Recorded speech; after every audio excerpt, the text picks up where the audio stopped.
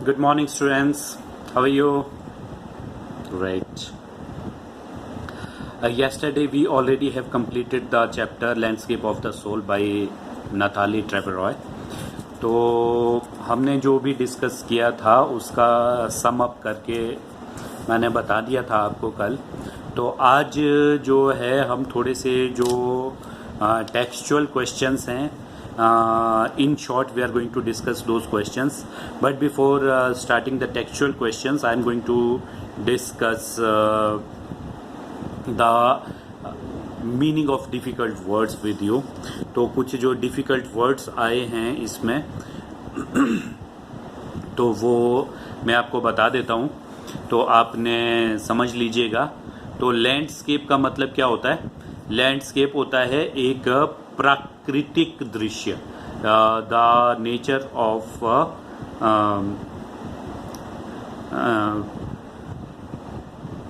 मतलब natural view जो होता है उसे लैंडस्केप कहा जाता है। कमीशन का मतलब होता है कि कोई काम करने को किसी को दे दिया गया है, ठीक है, तो उसको कमीशन कहा जाता है।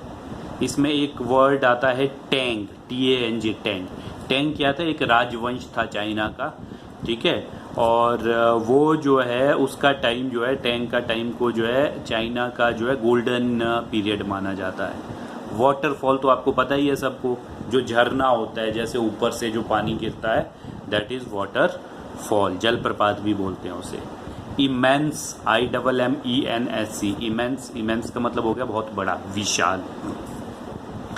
डिवेल्स, कि वहाँ पे बोलते हैं there dwells a spirit. Dwells का मतलब होता है रिजाइड्स मतलब रहती है, वहाँ पर एक आत्मा रहती है।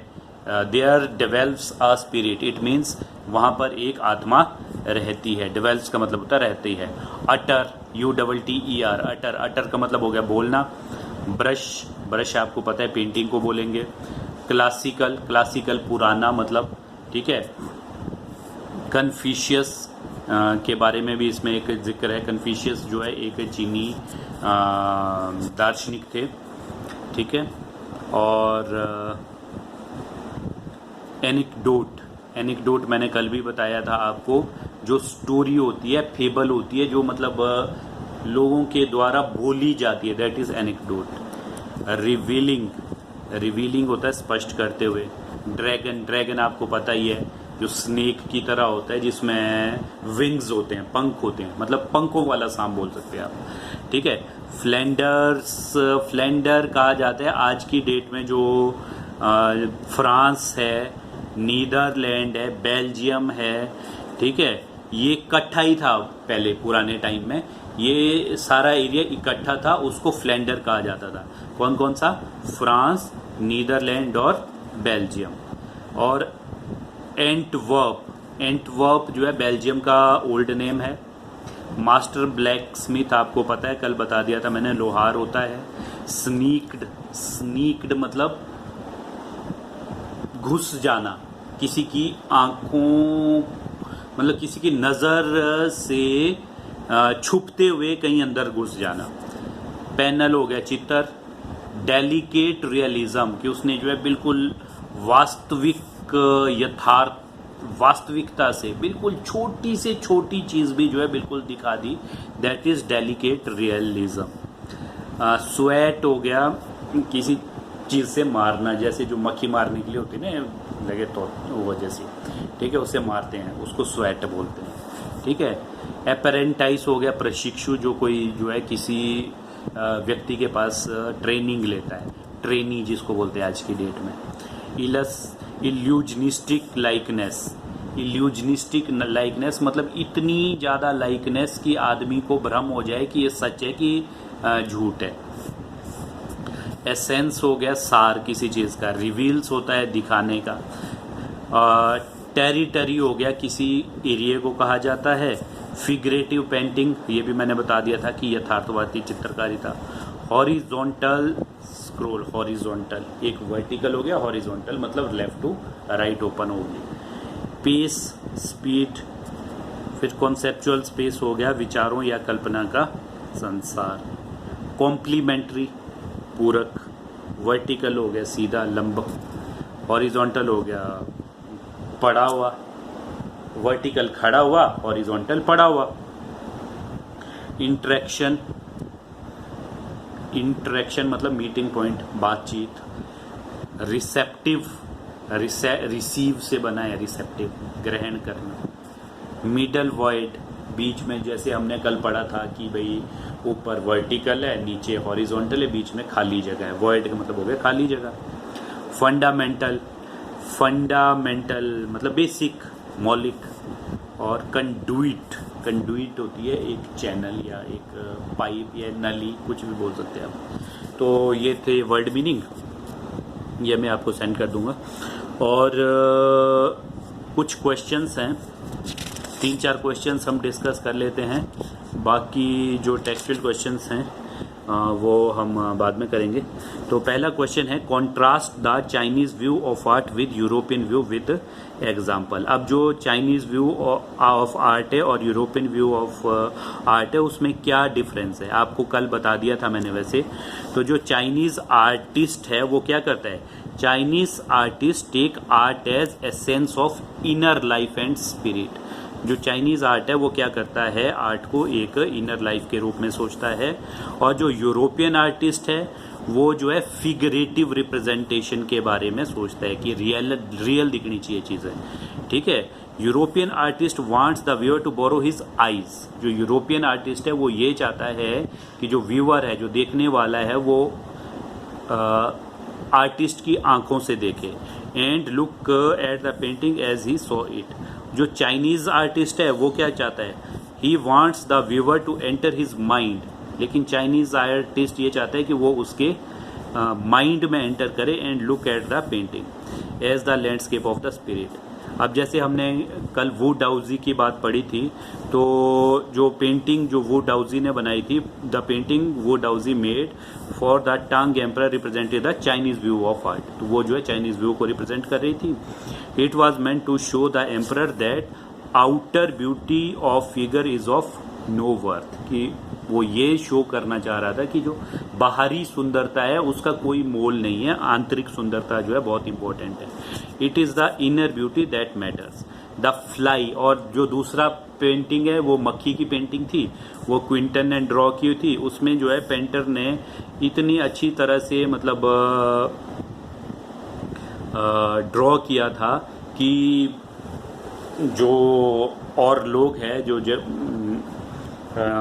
पर्सन है, उसको भ्रम हो गया था कि भाई ये जो मक्खी बनाई गई है ये रियल है या पेंटेड है।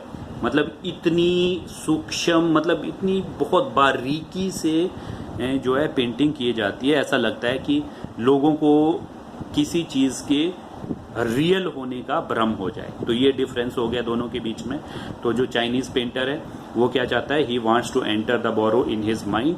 और जो यूरोपियन पेंटर है वो he wants to borrow your eyes, he wants to see the thing as he wants you to see that. तो दूसरा क्वेश्चन है हमारा, explain the concept of shan shui. तो शेन शुई क्या है, शेन शुई भी इम्पॉर्टेंट कॉन्सेप्ट है, बहुत इम्पॉर्टेंट है और पेपर में बहुत बार पूछा जाता है ये क्वेश्चन। तो शेन शुई जो है चाइनीज़ वर्ड है जिसका मतलब है यांग यीन। यांग यीन मतलब mountain water, yang mountain, yin water. तो ये जो दोनों वर्ड्स हैं, these two words represent Daoist views of universe. जो डाओ है वो डाओजी, उसके हिसाब से जो है यूनिवर्स को शो करते हैं। तो माउंटेन इज यांग, मैंने बता दिया आपको, माउंटेन योंग है। It reaches vertically towards heaven, ये खड़ा है ऊपर को, आकाश की ओर को। इट इज स्टेबल, स्थिर है, वार्म है। एंड ड्राई इन द सन, सूखा है। जो वाटर है, वाटर यीन है, क्योंकि दोनों चीज़ें हैं। मतलब एक मैस्कुलिन चीज़ है, मेल और फीमेल से ही सृष्टि बनती है, तो उसी तरह से माउंटेन और वाटर जरूरी है। इट इज़ फ्लूइड, यीन जो है फ्लूइड है, लिक्विड है, मॉइस्ट है, कूल है। इट रेस्ट हॉरिजॉन्टली, ये पड़ा हुआ है, हॉरिजॉन्टल है on the earth. It is receptive feminine aspect, ये रिसीव कर रहा है। यूनिवर्सल एनर्जी, जो यूनिवर्स से हमारे को एनर्जी मिल रही है उसको रिसीव कर रहा है। इट्स काउंटर पार्ट इज यांग, इसका काउंटर पार्ट जो हमने डिस्कस कर लिया है यांग, वो एक्टिव और मैस्कुलिन है। ये जो यीन है वो फेमिनिन है, यांग जो है मैस्कुलिन है। तो जो 2 एलिमेंट्स हैं ये चाइनीज़ आर्ट के एक जो है बहुत इम्पोर्टेंट एलिमेंट्स हैं। तो अगला क्वेश्चन है, what do you understand by terms outsider art and art brought? तो अब आउटसाइडर आर्ट और आर्ट ब्रट एक ही चीज़ है बेसिकली, दोनों चीज़ों में। ये जो है नई आर्ट फॉर्म है।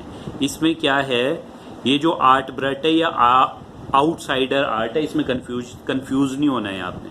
इसमें क्या है, ये दोनों चीज़ें सेम है। इसमें क्या है, it is the art of those who have received no formal training. ये उन लोगों का आर्ट है जिन्होंने जो है कोई फॉर्मल ट्रेनिंग नहीं ली है, but they have unusual talent. उन्होंने मतलब आर्ट की कोई ट्रेनिंग नहीं ली है, लेकिन उनके अंदर टैलेंट है और डीप आर्टिस्टिक इंसाइट, और जो है समझ है आर्ट की। कोई ट्रेनिंग नहीं है लेकिन उनके अंदर समझ है आर्ट की, ठीक है। तो वो जो भी काम करते हैं वो जो है आर्ट ब्रट का एग्जाम्पल है। दे वर्क विद एनीथिंग, किसी भी चीज़ के साथ, एंड एवरीथिंग, हर एक चीज़ के साथ। From tin to a broken down car, tin से भी कुछ कोई, या टूटी हुई कार से भी। जैसे आपने रॉक गार्डन देखा है नेकचंद का चंडीगढ़ के अंदर में, तो that is also a form of outsider art और आर्ट ब्रट, ठीक है। ये बहुत इम्पॉर्टेंट क्वेश्चन है और बहुत कंफ्यूज हो जाते हैं आउटसाइडर आर्ट और आर्ट ब्रट में, लेकिन ये दोनों चीज़ें अलग अलग नहीं है, बोथ आर द सेम। ये चीज़ आपने ध्यान रख देनी है। एक और क्वेश्चन है, who was the untutored genius who created paradise and what is the nature of his contribution to art? अब जैसे मैंने नेकचंद की बात की थी कि भाई कौन था अनट्यूटर्ड जीनियस, जो रॉक गार्डन बनाया है, आपको पता ही है, आपने देखा होगा बहुत से लोगों ने, तो चंडीगढ़ के अंदर में है। तो जो अनट्यूटर्ड जीनियस है वो है नेकचंद। जो पैराडाइज उन्होंने बनाया, the paradise he created is rock garden of Chandigarh, ठीक है। उन्होंने जो है क्या किया, एक छोटे से जंगल के पैच को साफ किया, जंगल था उसको साफ किया, और उसके बाद जो है वंडरफुल वर्क ऑफ आर्ट किया। For it he used only stone and broken pieces, और उसको एक बहुत सुंदर प्लेस में कन्वर्ट कर दिया। और उसको कन्वर्ट करने के लिए उन्होंने क्या किया, स्टोन्स लिए और टूटी फूटी चीज़ों से ही बनाया हुआ है वो। It is considered his greatest contribution to outsider art, और ये आउटसाइडर आर्ट के लिए जो है उनका एक बहुत बड़ा कॉन्ट्रीब्यूशन है। Nek Chand didn't have any formal training in art, जैसे मैंने आपको बताया आर्ट ब्रट के बारे में, तो उनकी जो है कोई फॉर्मल ट्रेनिंग नहीं थी आर्ट में, but he has unusual talent है एंड डीप आर्टिस्टिक इंसाइट, लेकिन उनके अंदर जो है आर्टिस्टिक इंसाइट थी। He has taken this new form of art to dizzying heights, और ये जो नई फॉर्म ऑफ आर्ट है उसको बहुत ऊंचाई पर ले गई है। His talent has been recognised all over the world, पूरी दुनिया में जो है उसको रिकॉग्नाइज किया गया। बट नेकचंद सेज, लेकिन नेकचंद क्या कहते हैं, the biggest reward is walking through the garden and seeing people enjoying my creation, कि मेरे लिए तो सबसे बड़ा इनाम वही है कि मैं अपने रॉक गार्डन में जाता हूँ और लोग देखते हैं और मेरी जो क्रिएशन है उसको एडमायर करते हैं, उसकी प्रशंसा करते हैं, यही मेरे लिए सबसे बड़ी बात है। तो this is all about the landscape of the soul by Nekchand, and I am going to send you the question answer related to this. You will have to write down in your notebook. You might have written, अगर लिख लिए तो ठीक है, अगर नहीं लिखे हैं तो आप नोट डाउन कर लीजिएगा उन क्वेश्चंस को, और after that you will have to upload these answers. और आज 11:30 बजे मीटिंग है. अपने पेरेंट्स को जो है PTM EPTM के लिए जो है वर्चुअल जो मीटिंग होगी उसके लिए ज़रूर इन्वॉल्व करें, ताकि हम जो है जो भी हमारी शिकायतें हैं, ग्रीवियंसेस हैं, उनके साथ या उनकी शिकायतें हैं वो हमारे साथ जो है डिस्कस कर सके। हम कोशिश करें इस चीज़ को, ऑनलाइन जो स्टडी चल रही है उससे रिलेटेड जो क्या ग्रीवियंसेस हैं वो आप के पेरेंट्स के साथ हम डिस्कस करेंगे 11:30 बजे। ठीक है, तो इस चीज़ का आप ध्यान रखें। Thank you.